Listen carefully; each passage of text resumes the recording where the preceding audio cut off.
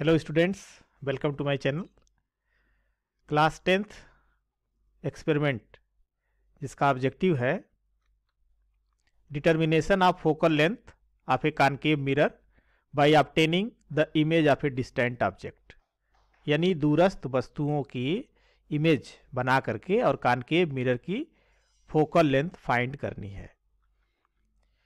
Apparatus and material used are required, क्या क्या चीज़ों जरूरत पड़ेगी? Concave mirror, mirror stand, white screen, half metre scale और ऑप्टिकल बेंच। रे डायग्राम, ये मीटर स्केल या ऑप्टिकल बेंच का जो है ये हिस्सा होगा। Concave mirror with in stand and screen, white screen. ये इस पेड़ का इमेज आप बना रहे हैं, तो rays coming from distant places after reflection they meets eight A point, at that point image will form.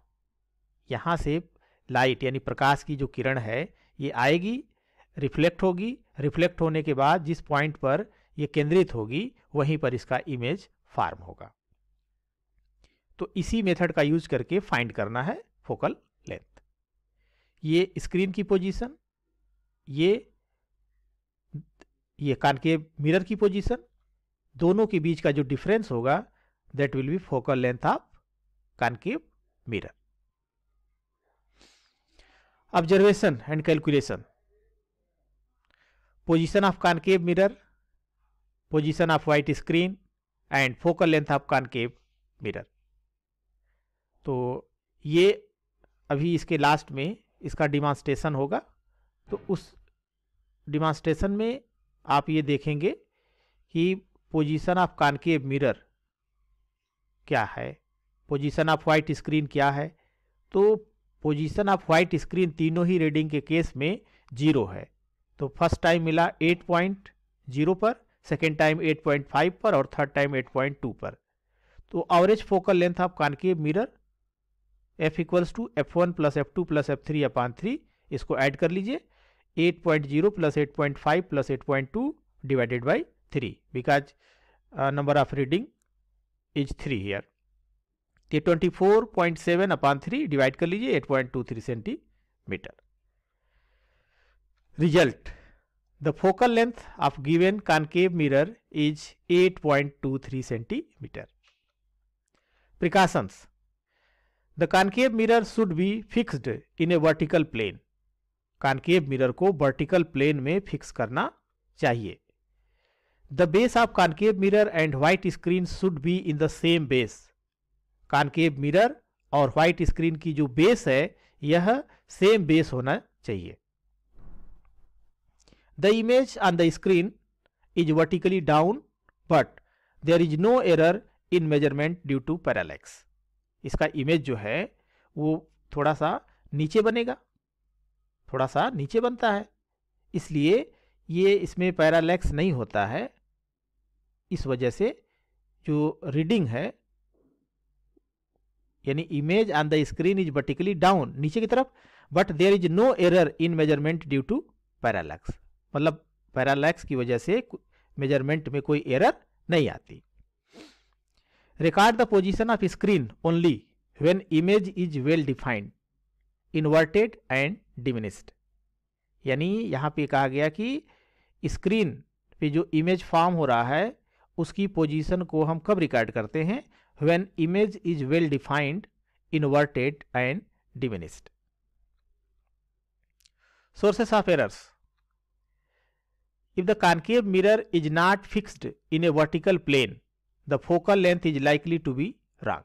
यानी concave mirror अगर vertical plane में फिक्स नहीं है, ये जो है स्लाइटली बेंड है, तो उस केस में फोकल लेंथ एग्जैक्ट नहीं आएगी, वो फोकल लेंथ जो भी फाइंड होगी that will be wrong. If the base of the mirror stand and screen are not in line, there is an incorrect position and hence wrong focal length. अगर base mirror stand के और screen के base अगर एक line में नहीं है, एक सीधी रेखा में नहीं है, तो जो पोजीशन मिलेगी वह इनकरेक्ट पोजीशन मिलेगी, जिसकी वजह से जो फोकल लेंथ होगी वह फोकल लेंथ भी रॉन्ग होगी।